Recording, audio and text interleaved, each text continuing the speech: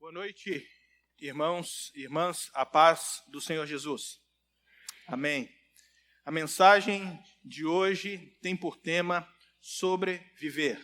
É um jogo de palavras que nós fizemos juntando duas palavras que formam uma palavra que é conhecida, que é sobreviver, mas nós não queremos falar sobre sobreviver, nós queremos falar sobre viver. Porque sobreviver é mais do que sobreviver. E viver é mais que sobreviver. E queremos falar justamente sobre essa vida que nós, como cristãos, fomos abençoados, fomos chamados para ter. Que tipo de vida nós, cristãos, precisamos expressar, podemos experimentar em Cristo? O que nós precisamos esperar desse nosso relacionamento com Cristo? O que o nosso Cristo espera do nosso relacionamento com Ele? O que é vida e como essa vida ela acontece? Dentro de uma perspectiva cristã. Abra sua Bíblia comigo no Evangelho de João, Evangelho segundo João, no capítulo de número 15. Capítulo 15.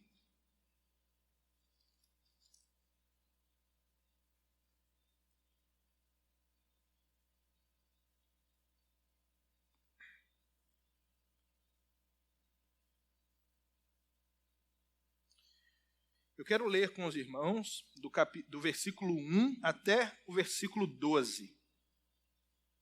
João 15, do 1 ao 12. Diz aí: Eu sou a videira verdadeira e o meu pai é o agricultor. Todo ramo que estando em mim não dá fruto, ele corta. E todo aquele que dá fruto, ele poda, para que dê mais fruto ainda. Vocês já estão limpos pela palavra que lhes tenho falado. Permaneçam em mim e eu permanecerei em vocês. Nenhum ramo pode dar fruto por si mesmo, se não permanecer na videira. Vocês também não podem dar fruto se não permanecerem em mim. Eu sou a videira, vocês são os ramos. Se alguém permanecer em mim e eu neles, esse dará muito fruto, pois sem mim vocês não podem fazer coisa alguma. Se alguém não permanecer em mim, será como o ramo que é jogado fora e seca. Tais ramos são apanhados, lançados ao fogo e queimados. Se vocês permanecerem em mim e em minhas palavras, permanecerem em vocês, pedirão o que quiserem e lhes será concedido. Meu Pai é glorificado pelo fato de vocês darem muito fruto, e assim serão meus discípulos. Como o Pai me amou, assim eu os amei. Permaneçam no meu amor. Se vocês obedecerem os meus mandamentos, permanecerão no meu amor. Assim como eu tenho obedecido os mandamentos do meu Pai, e em seu amor permaneço. Tenho-lhe dito essas palavras para que a minha alegria esteja em vocês e a alegria de vocês seja completa. O meu mandamento é este: amem-se uns aos outros, como eu os amei. Até aí. Senhor, que o Senhor possa nos conduzir através da Tua palavra e que o Senhor possa falar conosco e que seja o Teu Espírito, ó Deus, a ministrar em nosso coração essa noite e a falar com cada um de nós. Em nome de Jesus que nós oramos. Amém. Irmãos, nós estamos diante de uma passagem que Jesus fala aos seus discípulos, que Jesus, falando aos seus discípulos, chama a atenção deles para que eles entendam que eles fazem parte de algo maior. Eles brotam a partir de algo maior. Que a vida não tem algo apenas a ver com eles mesmos. Vida, ela flui de alguém que os alcança e faz com que eles entendam quem são e faça com que eles entendam qual é o propósito da existência. Esse é o objetivo de Jesus ao usar essa figura da videira para falar aos seus discípulos. Nós hoje temos um universo e vivemos num universo que ele é ambíguo. Ele é um universo que ele é muito concreto, dos nossos relacionamentos diários, mas nesta ambiguidade nós encontramos um outro tipo de mundo, que é um tipo de mundo virtual. É o tipo de mundo aonde você se faz, aonde você se constrói, aonde você se personifica, aonde você se personaliza, aonde você é quem você quer ser, aonde você constrói a sua vida a partir das suas ilusões, a partir da sua vontade, a partir do seu gosto. No concreto, você não tem como esconder muito ou muito tempo quem você é de verdade quando você se relaciona com as pessoas. No concreto, logo, logo as pessoas vão descobrir que vocês têm falhas. No concreto, logo, logo as pessoas vão descobrir que vocês têm defeitos. Logo, logo as pessoas vão descobrir que nós temos insuficiências e nós não gostamos de ser pegos nessa verdade da insuficiência. Nós não gostamos. Então, o mundo nos deu uma opção paralela, que é a vida longe da concretude, que é a vida que nós construímos na subjetividade da internet, na virtualidade da internet. As pessoas vão para o Facebook, as pessoas vão para o Instagram, é Instagram mesmo que fala? Me ajudem aí, obrigado. Vão para o Instagram, vão para tantos outros meios de comunicação em massa através da internet e lá você constrói para poder fazer parte desse mundo, desse universo, você precisa construir o seu perfil. Você constrói quem você é. Você coloca ali quem você é. E aí, crianças, às vezes de 12, 13 anos, logo passam a ter 18, 20 anos. Para quê? Para poder estar lá. Para poder estar lá. Às vezes a foto que está lá não é a foto daquela pessoa, né? Então ele vai lá, pega a foto de alguém que ele acha na imagem e na internet e coloca no lugar dele. Por quê? Para se fazer parecido com aquela pessoa, para construir o perfil. Às vezes ele vai lá e pega até a foto dele. Mas existe algo, irmãos, chamado Photoshop, fantástico.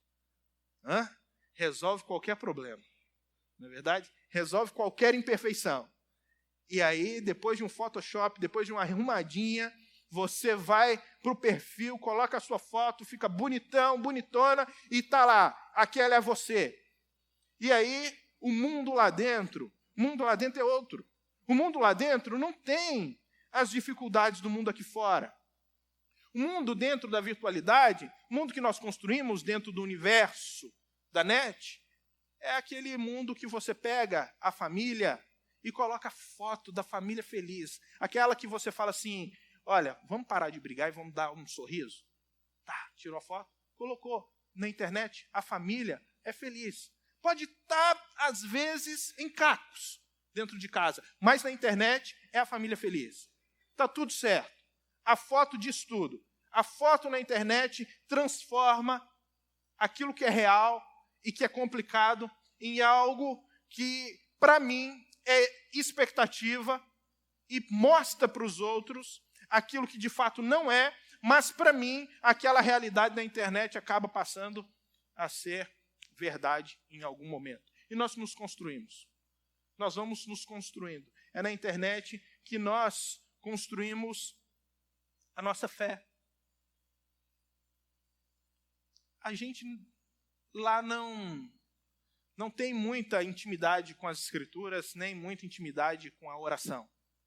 Nem muito relacionamento com esse cara que nós vamos à igreja todos os domingos para cantar para ele, para louvá-lo. Nós nem temos muita intimidade com ele, mas na internet é fantástico. Vem aquela frase bonita, com aquela imagem bonita atrás. Uau, legal, olha aí, vou mostrar para todo mundo, compartilho, essa é a minha fé, pá. É isso a minha fé. E na internet a nossa fé é perfeita. Na internet nós construímos quem nós somos, nós construímos o nosso perfil. Não é para isso que nós fomos chamados por Deus. Nós fomos chamados por Deus para com Ele ter um relacionamento concreto e não um relacionamento virtual. Não é um relacionamento que você chega diante de Deus e se constrói. E constrói uma máscara e constrói um perfil para você diante de Deus e fala assim, Deus, eu sou esse. Não tem como. Deus é aquele que mesmo nós que nós não estejamos vendo, conhece profundamente o nosso coração e sabe quem nós somos, mesmo quando nós não sabemos quem somos, Ele sabe. Os segredos mais ocultos e absolutos do nosso coração estão desvendados diante desse Deus. E esse Deus trabalha conosco. Trabalha conosco nos chamando para esse relacionamento que vai dar sentido à nossa vida. Nós sabemos que as pessoas buscam sentido para a vida. E o sentido pode vir de N situações. Elas podem ter projetos, elas podem fazer do sentido da sua vida alguns sonhos, elas podem ter pessoas ao lado que são sentido de vida, mas nós sabemos que tudo isso passa. E a pessoa ela precisa criar sempre novos sentidos. Por quê? Porque tudo na vida passa. Já dizia Salomão em Eclesiastes, tudo é vaidade. Quando ele fala tudo é vaidade, ele diz, tudo é vento. Porque vento você não segura, vento passa, vento é rápido, vento você não vê. E a vida é assim. E sonhos e expectativas e sentido de vida, eles não se constroem a partir de projetos únicos pessoais que nós idealizamos, mas, segundo as Escrituras, segundo a Bíblia, o sentido da nossa vida não é de um idealismo pessoal, individual de cada um de nós, mas é o sentido que flui do próprio Deus, do coração do próprio Deus, do Cristo de Deus, e nos alcança, dando sentido à nossa vida. E essa parábola é maravilhosa, porque ela fala isso. Em primeiro lugar, o texto começa dizendo, Cristo dizendo, eu sou a videira verdadeira, e meu pai é o agricultor. Se ele é a videira verdadeira, existe uma videira falsa. Existe uma videira que não é a verdadeira. E que pessoas podem ser ramos dessa videira e que estão recebendo seiva que não é a seiva do próprio Deus. E lembrem-se que a seiva é aquilo que produz vida nos ramos. Seiva é aquilo que faz correr sentido para os ramos. Porque quando você tira a seiva dos ramos, o ramo perde sentido de existência. Então, existe videira que é videira falsa. Nesse caso aqui, ele está usando o sentido de Israel do Antigo Testamento. Porque Israel no Antigo Testamento era a videira de Deus. Era a videira protegida por Deus, cuidada por Deus. Mas ao invés de ser uma videira boa, acabou se tornando uma videira brava. Ao invés de produzir bons frutos, produziu frutos maus. E o ápice desses maus frutos foi justamente o não reconhecimento do Filho de Deus quando ele veio ao mundo. Por isso João começa o seu evangelho dizendo que ele veio para os seus e os seus não o receberam. Então o ápice dessa maldade de Israel foi o não reconhecimento de Cristo. Mas, agora, esse que não foi reconhecido está olhando para os discípulos e falando, olha, eu sou a videira verdadeira. E é em mim que vocês precisam estar. E é o meu pai que é o agricultor dessa videira. É Deus que cuida dessa videira. É Deus que está zelando por essa videira. E nós precisamos entender que nenhum de nós é ramo natural dessa videira. Nenhum de nós nasce naturalmente nessa videira. Nós somos, como diz as Escrituras, enxertados nessa videira. Nós estávamos em alguma outra videira brava, alguma outra videira que não é a videira verdadeira, e de repente Deus, por seu amor, por sua generosidade, vai lá e corta aquele galinho e vem para essa videira boa e nos enxerta nessa videira boa, a fim de que a vida dele possa fluir e nos alcançar e mudar a nossa vida e mudar a nossa essência, porque agora nós estamos recebendo vida nova a partir desse Deus, a partir desse Cristo. Que coisa fantástica é essa transformação que Deus faz nas nossas vidas. Nos tirando de uma videira brava e nos colocando na videira boa. Não é isso que Paulo vai falar lá em Colossenses, quando ele diz que nós fomos transportados do império das trevas e fomos conduzidos para o reino do Filho do seu amor. esse transportados é como uma plantinha que é pega com todo cuidado e levada para outro solo. Deus nos leva para o lugar apropriado, para que nós possamos receber os nutrientes que geram a vida, e vida, como ele diz, em abundância. Porque ele mesmo vai falar, eu vim para que tenham vida e a tenham em abundância. E é essa vida que nos é prometida, através desse enxerto que acontece quando nós somos transportados do império das trevas para o reino do Filho do seu amor. E aí o tronco que é Cristo, em quem nós estamos, ele gera vida e mantém vida. No versículo 2, ele vai dizer o seguinte: todo ramo que estando em mim não dá fruto, ele corta, e todo que dá fruto ele poda, para que dê mais fruto ainda. Ele está falando do Pai, que é o agricultor. Ele está cuidando dessa videira. Ele está cuidando de cada um de nós. E aí ele vai falar assim, todo aquele que não dá fruto, ele corta. Mas aqui a palavra que é traduzida por corta, a melhor tradução dela, do original, para o nosso texto, não seria corta, mas eleva, mas junta. Esse seria o sentido ideal dessa palavra. A mesma palavra é usada por Jesus quando ele está falando para os discípulos eles juntarem os cestos que sobraram na multiplicação dos pães e peixes. É a mesma palavra quando diz que José de Arimateia tomou a cruz de Cristo e ele levou a cruz de Cristo.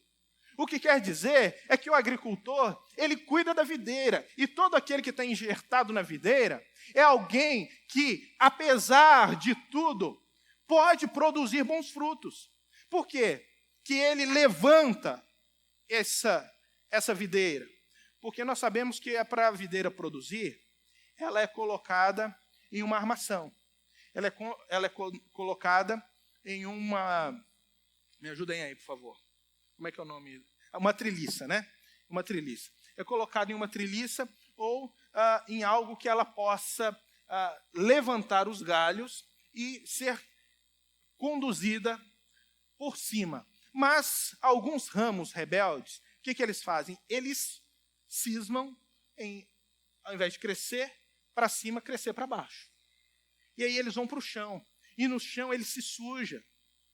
E no chão eles são pisados. E no chão eles são machucados. E no chão eles recebem a poeira, o barro e tudo que existe naquele chão. Mas o agricultor, com todo o cuidado e todo o amor que ele tem, ao invés de chegar lá e olhar para o ramo e falar assim, isso aqui não vai servir mais para nada, vou cortar e jogar fora, ele não faz isso. Ele eleva esse ramo e coloca de volta ali naquela treliça com a expectativa, sabendo que aquele ramo bem cuidado pode produzir frutos. É isso que Deus faz conosco. Às vezes, nós estamos manchados pelo pecado. Às vezes, nós estamos em uma vida de rebeldia. Às vezes, nós estamos vivendo uma vida que não agrada a Deus. Deus não quer cortar você. Não é essa a expectativa de Deus. O que Deus quer é levantar você, é erguer você. O que Deus quer é tratar você. E então colocar você de volta para produzir frutos. E todos nós somos tratados da mesma forma, se nós estamos embaixo ou se nós estamos em cima. Porque aquele que está em cima também não fica sem cuidado. Ele vai lá e poda. Porque esse é o termo ideal. Ele está podando. Ele está tirando aquilo que não vai ser producente para aquele galho, que vai simplesmente roubar o potencial de produzir frutos. Então ele poda, ele tira, ele arranca tudo aquilo que nos impede de produzir. Isso quer dizer que o Senhor, ele age conosco com disciplina. Ele nos cuida, mas ele também nos disciplina, ele nos corrige, ele tira aquilo que não glorifica o nome dele. Esse é o nosso Deus. E, então, Jesus vai continuar dizendo no versículo 3, vocês já estão limpos pela palavra que lhes tenho falado. Ele vai dizer, essa limpeza, ela já é natural de vocês. Porque a palavra de Deus é o meio e o método de Deus para a nossa purificação. Sabe como que Deus poda você? Sabe como Deus me poda? Sabe como que Deus trabalha no nosso coração para tirar aquilo que é contraproducente? Ele usa a palavra dele. A Bíblia é conhecida na história da igreja como o livro que conspurca as mãos. Conspurcar é sujar. O livro que suja as mãos. Porque à medida que nós lemos a Bíblia, nós vamos percebendo como as nossas mãos estão sujas. As nossas mãos estão sujas de pecado. As nossas mãos estão sujas de erro, de mesquinhez, de egoísmo. E aí, à medida que nós lemos a Bíblia nos lê. E ela trabalha no nosso caráter, ela trabalha na nossa vida. E é o poder de Deus para transformar o nosso coração e gerar salvação. As Escrituras Sagradas, o Evangelho de Deus. E aí nós entendemos que a partir das Escrituras, nesse cuidado todo do ser divino para conosco, só pode acontecer porque nós estamos enxertados em Cristo. E nós só estamos enxertados em Cristo porque Cristo fez algo por nós. Ele nos substituiu. Ele morreu na cruz por nós, por cada um de nós. E nos chamou para a salvação. E tem nos chamado e nos convidado para a salvação. E Ele nos chama justamente para que nós possamos, pelo Pai, sermos enxertados nele. É interessante que Paulo, na sua carta aos Colossenses, ele vai dizer que Deus fez convergir em Cristo todas as coisas, quer nos céus, quer na terra. Tudo ganha sentido nele. Ou seja, ele é o centro, é o eixo que faz com que toda a criação possa acontecer, com que toda a criação subsista. João vai usar essa mesma ideia quando ele fala no seu evangelho, no capítulo 1, a partir do versículo 1, o seguinte: no princípio era o Verbo, e o Verbo estava com Deus, e o Verbo era Deus. Ele estava no princípio com Deus. Tudo foi feito por ele, e sem ele nada do que foi feito se fez. Ou seja, ele é o centro, é o eixo aonde tudo se organiza. Ele é o eixo que sustenta todas as coisas. Isso é fantástico. Cristo sustenta toda a criação. Se existe o que existe, é porque Cristo está sustentando. Se existe a minha vida, a sua vida, se você está aqui hoje, é porque Cristo está sustentando. E aí eu tenho uma curiosidade para os irmãos, que é muito interessante. Certo pastor estava nos Estados Unidos e ele ia para eu acho para Geórgia, algum lugar assim, e ele ele ia pregar a respeito da verdade do Evangelho e o corpo humano. E nesse trajeto, no aeroporto, ele conhecia um rapaz e começou a conversar com o rapaz, e ele falou que estava indo justamente para poder pregar, que ele era um pastor, e pregar sobre o Evangelho e o corpo humano, e o rapaz falou: sou biólogo. Sou biólogo e sou cristão. E ele ficou sem graça. Ele falou assim: e agora, como é que eu falo a respeito de corpo humano com um biólogo? Não dá, né? E aí o biólogo começou a falar: olha, você precisa falar para essas pessoas a respeito da laminina. Aí ele falou: ok, vou falar sobre a laminina. Olha, você precisa falar sobre a laminina. Ok, eu vou falar. Mas por que a laminina? Porque a laminina, ela é a molécula que une todas as nossas células. Ela é como se fosse a armação de ferro e aço de uma construção, que segura toda a estrutura da construção, que firma toda a estrutura da construção. Se nós estamos aqui hoje, é porque tem uma coisa no nosso corpo que se chama laminina. E ele falou: você precisa falar da laminina para essas pessoas. Por quê que precisa falar da laminina? Ele falou assim: entra no Google e olha, digita lá, laminina, e olha a laminina como é que é. O que é a laminina? E aí ele entrou e viu a laminina. E ele falou assim: hã? Isso é a laminina?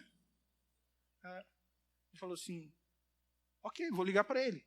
Mas é isso a lã menina? Ele falou assim, o que chamou a sua atenção?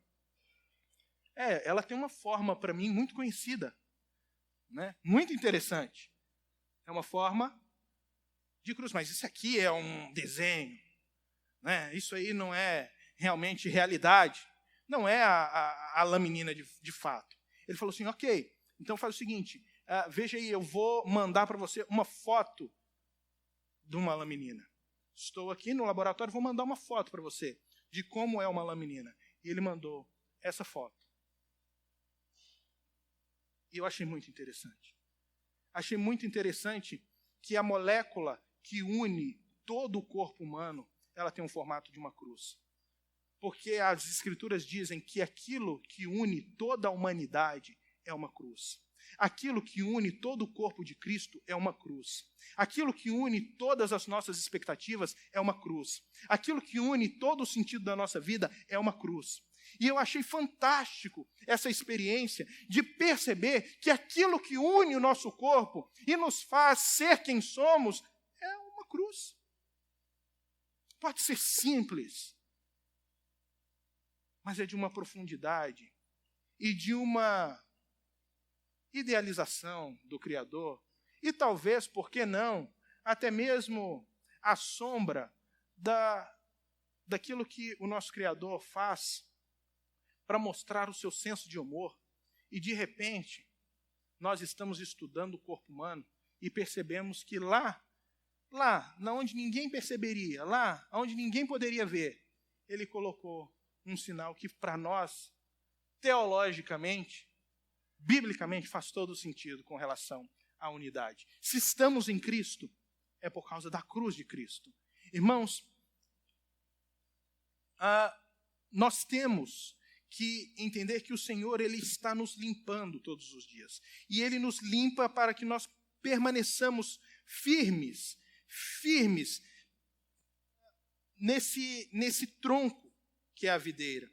Leia comigo o versículo aí 3-4, que diz, vocês já estão limpos pela palavra que lhes tenho falado, permaneçam em mim e eu permanecerei em vocês. Nenhum ramo pode dar fruto por si mesmo, se não permanecer na videira. Vocês também não podem dar frutos, se não permanecerem em mim.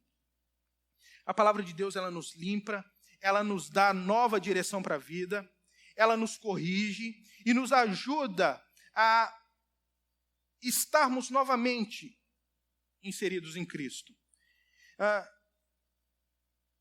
Nós sabemos que é um trabalho árduo todos os dias seguir ao Senhor.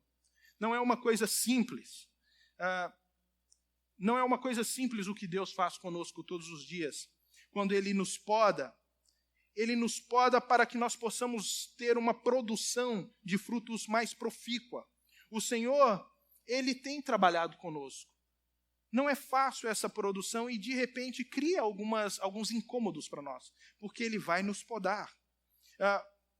Mas Ele tem trabalhado. Ele tem trabalhado no seu povo. Ele tem trabalhado nessa igreja. E eu tenho certeza que, através da palavra de Deus, Deus tem trabalhado na sua vida. Para quê? Para que você produza frutos, e frutos que glorifiquem o nome de Deus, e obtenham, através desse fruto, também sentido para a vida. Porque o texto vai dizer aqui que nós não podemos produzir frutos se nós não estivermos enxertados nessa árvore, nesse tronco. Na vida, se existe uma coisa que faz com que ela tenha sentido, é justamente a produção de alguma coisa. Nós queremos ver frutos na nossa vida. É por isso que você fica super feliz quando você tem um filho. É por isso que você fica super feliz quando o trabalho das suas mãos estão indo bem. É por isso que você fica super feliz quando aquilo que você se propõe a fazer dá certo. Porque isso é fruto. E é interessante que Deus também fica feliz quando você produz fruto. Mas fruto dentro das expectativas dele. Frutos dentro daquilo que ele espera e que ele denomina fruto. Para que nós possamos, então, dar os frutos corretos segundo aquilo que o próprio Deus diz que é o bom fruto. Mas todos nós ganhamos sentido na vida porque produzimos frutos, irmãos. quando nós paramos de produzir alguma coisa, quando nós caímos na monotonia, quando nós caímos na inanição da vida, nós acabamos chamando isso de depressão.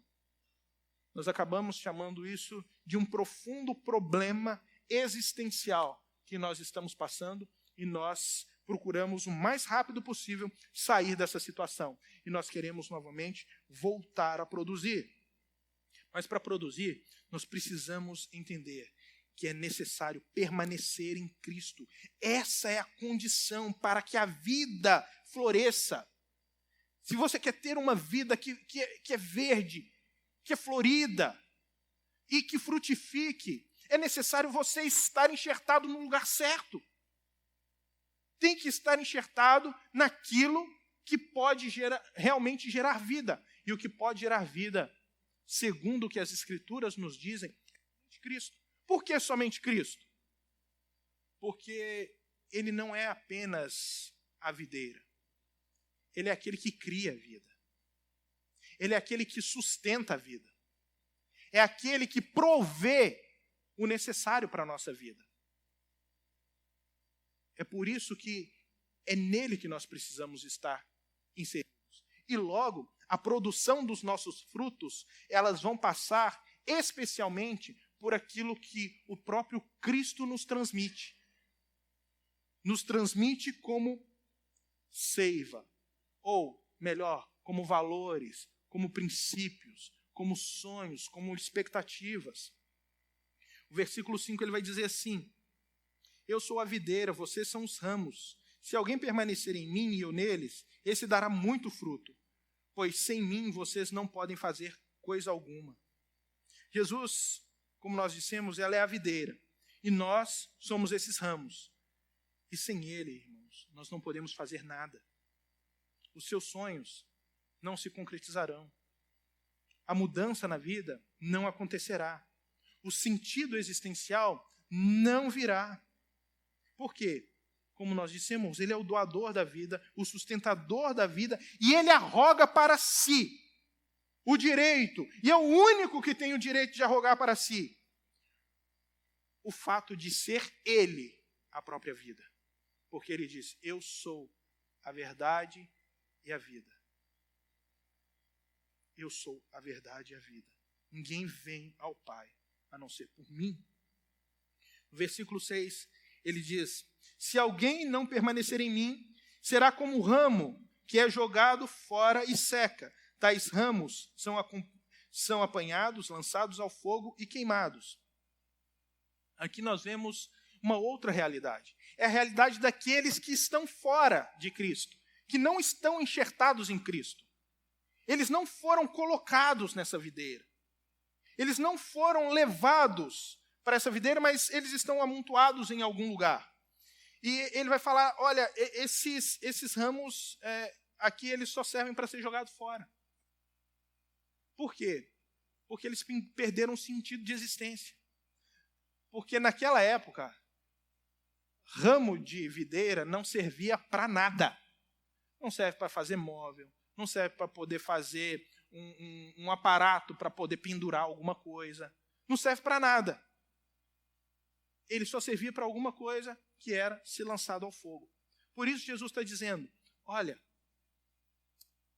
se você perde o sentido da vida, se você perde o sentido da existência e você passa só a sobreviver e não aprende sobre viver, a viver de verdade, a viver a experiência cristã, a experiência que Cristo nos dá, a viver com intensidade, irmãos, aquilo que Ele pode nos fornecer, então você está perdendo o sentido e acaba caindo na experiência da inutilidade, como aqueles ramos.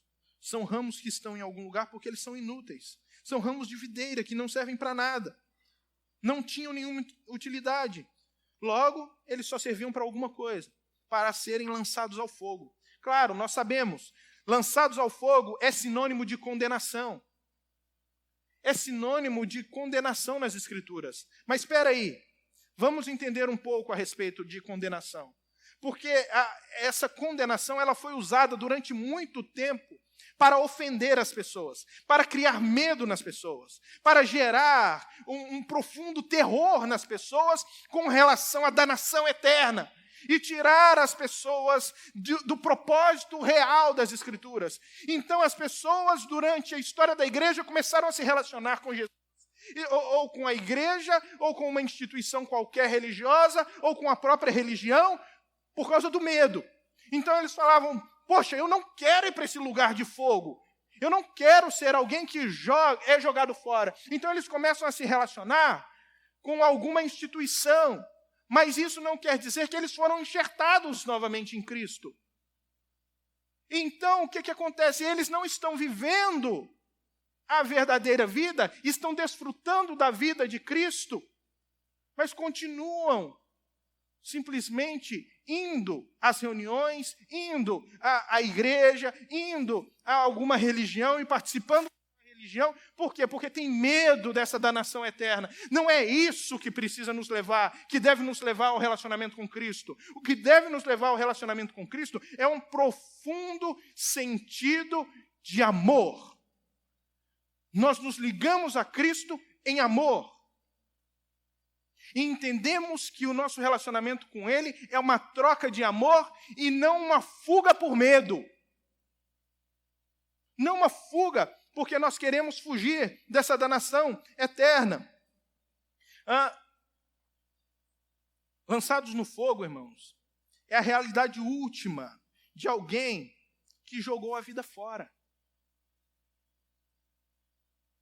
É a realidade última de quem jogou a vida fora, que se fez inútil, que não entendeu a vida, que apesar de estar vivo, estava morto. E ao longo de toda a sua vida, ele experimentou apenas a morte. E por consequência de experimentar só a morte, ele espalhou a morte por onde ele foi, onde ele tocou.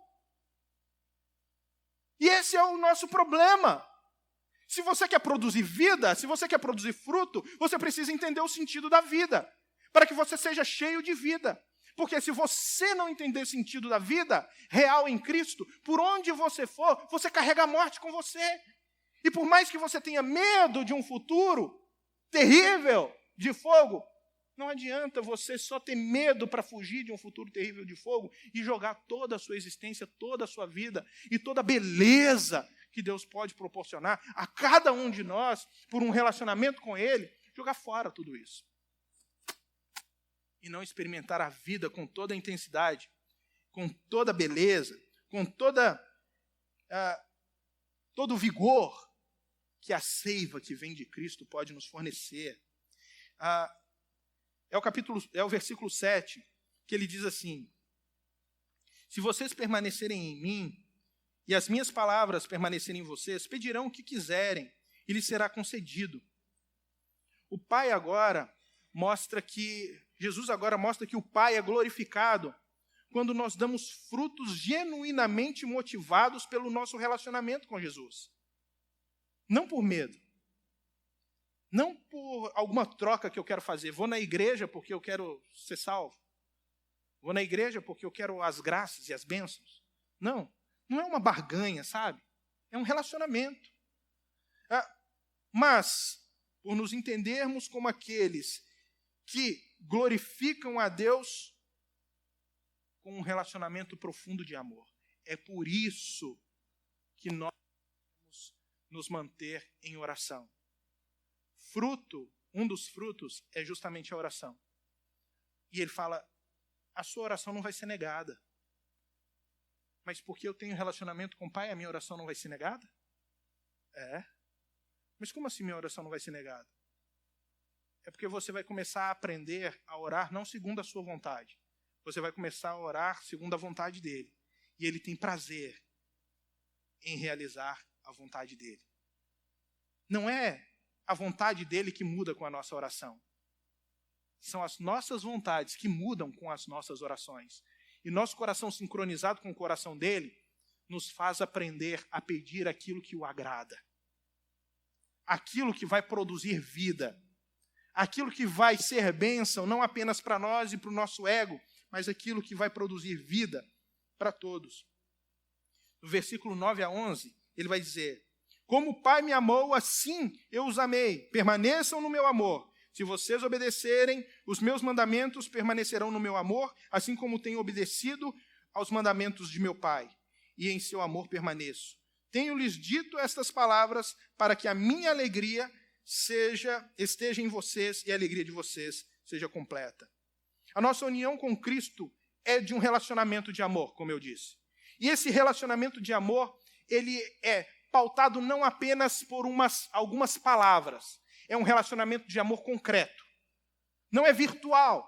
Não é algo que você fabrica a partir de um relacionamento de virtualidade. Não é um perfil que você cria com Deus. Mas é um relacionamento concreto. Esse relacionamento concreto é um relacionamento de obediência. Você ouve a voz desse Cristo e você obedece à voz desse Cristo. Então ele vai dizer: é esse que verdadeiramente me ama e é esse com quem eu vou ter um relacionamento de amor.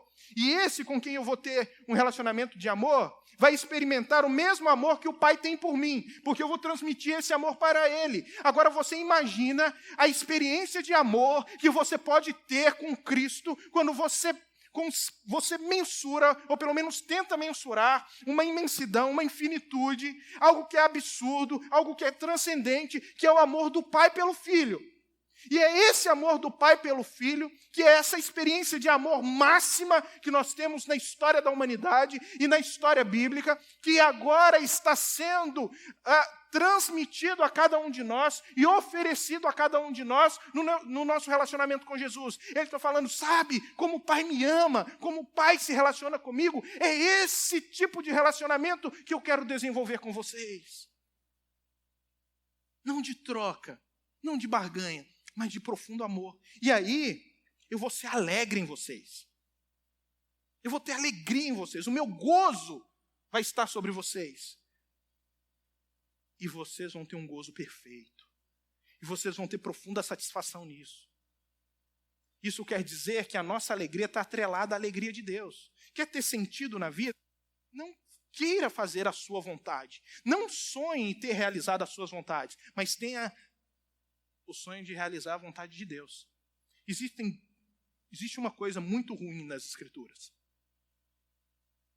E existe uma coisa muito boa nas Escrituras. A coisa muito boa nas Escrituras é quando nós conseguimos orar e falamos lá no Pai Nosso: seja feita a tua, me ajudem, a tua vontade. Agora, existe uma coisa muito ruim nas Escrituras, que está lá em Romanos, capítulo 3, depois vocês podem ler. É quando Deus, o Pai, o Eterno, diz: não, seja feita a tua vontade. Aí você vai ver a que ponto o ser humano pode chegar, afastado de Deus e fazendo a sua própria vontade. Nossa alegria, nossa satisfação, nosso gozo, nossa realização está atrelada à alegria de Deus, porque nós fomos criados com esse objetivo, irmãos. E por fim, no versículo 12, ele vai dizer: o meu mandamento é este: amem-se uns aos outros, como eu vos amei.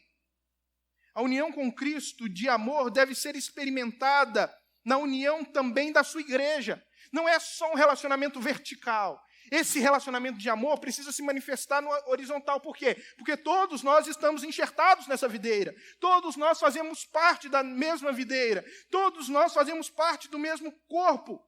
Pois todos nós estamos nesse tronco, recebendo da mesma seiva, recebendo da mesma vida. Portanto, expresse esse amor que você tem recebido em atos para com o seu próximo.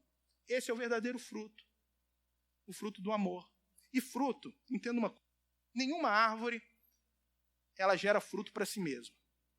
A árvore gera fruto para o outro, porque é o outro que vem e saboreia. São os animais, somos nós que chegamos e saboreamos os frutos. Você não precisa ter expectativa de que você vai colher o seu próprio fruto. O fruto que você dá de bondade, de generosidade, de gratidão, de humildade, de mansidão, de domínio próprio, fruto do Espírito, conforme Gálatas, isso tudo não é para você experimentar, é para o outro experimentar em você.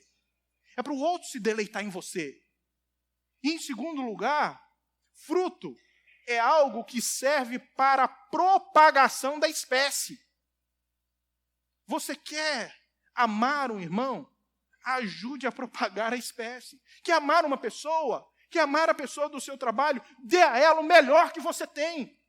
E o melhor que você tem não é o seu dinheiro, o melhor que você tem não é a sua atenção, apesar disso ser muito importante, apesar de ser muito importante o seu carinho, apesar de ser muito importante a sua generosidade, nada disso é o mais importante que você tem para dar para alguém. O mais importante que você tem para dar para alguém é chamá-lo para poder estar unido pela cruz conosco. É chamá-lo para poder fazer parte da família de Deus. É chamá-lo para estar em Cristo. É chamá-lo para ser enxertado na videira. É chamá-lo para o conhecimento de Jesus. Dê o seu melhor.